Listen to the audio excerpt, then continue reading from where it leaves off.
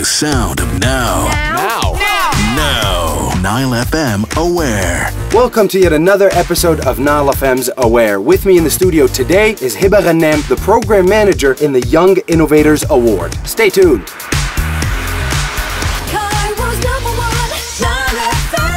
Heba Ghannam, Project Manager in the Young Innovators Award. How are you doing, Heba? Hi, Adham. How are you? I'm doing great. How was the drive over here? It was good. It was good. It was good? Yes. Right, good to know. Good to know. Now, to be perfectly honest, I mean, I'm gonna have to be very, very honest here. I haven't heard of the Young Innovators Program until actually you gave me a call and we decided to do this interview. What exactly is the Young Innovators Award? Okay, we're here for more people to hear about us. We're a program promoting research and development, R&D culture in Egypt, specifically scientific research and development among youth, young innovators. We're trying to encourage young innovators and support them all the way to get them to be seasoned scientists. Why do we do that? Because research and development is the core of any country's renaissance. Currently, we're building a new Egypt. We need to have our own technology. We need to technology or science advancement is the key to our economic problems. So if you want to solve your economic problem, you start exporting your technology, you stop importing technology, and you have seasoned scientists to solve all your issues and economic issues in a very advanced and efficient way. So basically this is the aim of it, to create basically another 100 million Ahmed Zawales pretty much. Exactly. How exactly do you do this? We have a very long vision to go, but currently we're working at the base. So we're targeting youth at their first level of research, which is unfortunately in university and when they're graduating, basically in their graduation project, because they don't do research before that. You say unfortunately, and I mean, should youth have research experiences before then? Of course, and this is how they do it in much advanced and developed education systems. But now we target public universities, all 18 public Egyptian universities. We go to the youth and studying engineering, computer science, agriculture, and science. And we go and we do a competition, which is why a Young Innovators Award, to encourage them to innovate in their graduation project and solve an Egyptian problem while doing their graduation project, not just a graduation project. We provide them with financial and technical assistance so they can innovate, and we got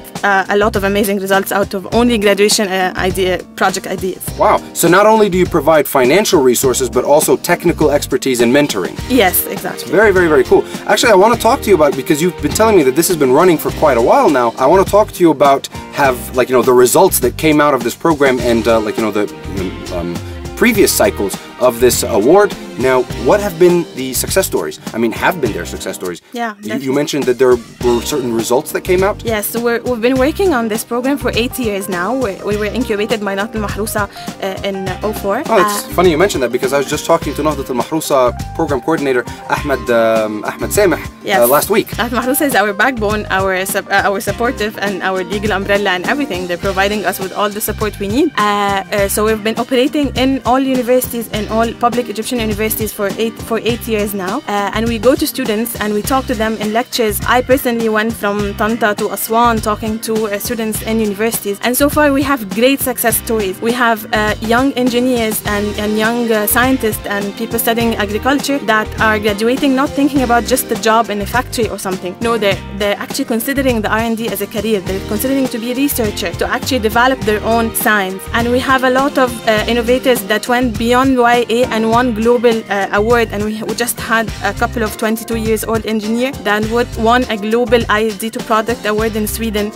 We're Egyptian up against Americans and Japanese and all innovators. And we have a lot of our YA winners that already started their own startups, their own companies around their graduation project idea. So it's amazing. I have to say, I'm pretty impressed, because not only are you supporting the R&D culture by tackling youth in public universities, encouraging them on becoming R&D specialists, some have actually dedicated their lives now and consider R&D as a career, and you have people that are winning competitions, global competitions and local as well. Where are you planning on taking this? I mean, what's the next step for you guys? As I told you, YA is our base. We're building a base of young innovators that actually know what is R&D and what's research and what they can add value to this country.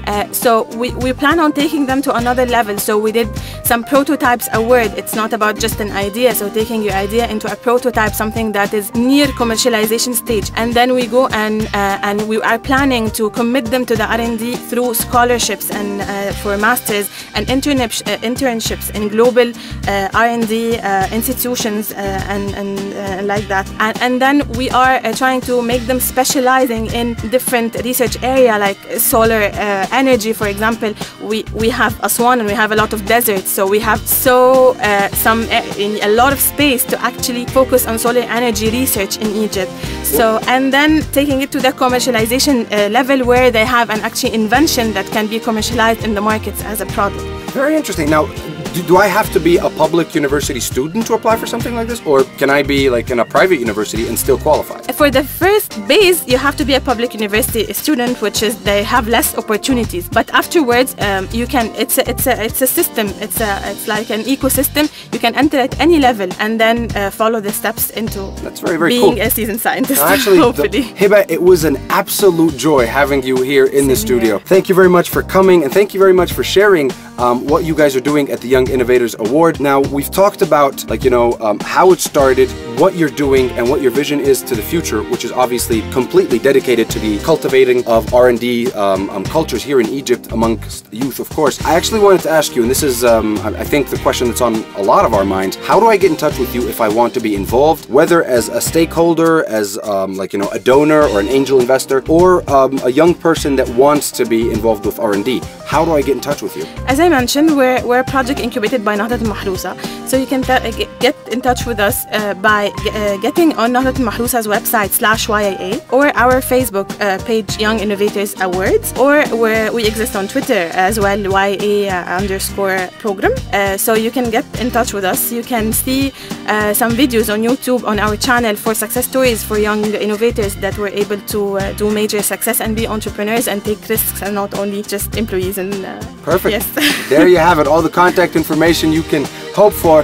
Thank you very much. With me was Heba Ghannam. Thank you so much for having me. My pleasure. Thank you very much, from the Young Innovators Award. And of course, next week will be another episode of NILE FM's Aware, talking to yet one more, basically an example just like you, that are trying to do something positive for this country. And of course, the invitation goes to you as well. If you're involved with an NGO, if you know somebody that is involved with an NGO or a social initiative, somebody working and dedicated to making this country a better place, please do get in touch. The email is aware@nilefm.net. Just get in touch. We'll have you on the show and we'll talk a little bit more about it, and we'll just basically, all of us, do whatever we can to help push this country and give back to our community. That was it for me. Thank you very much, Heba. Bye. Be safe.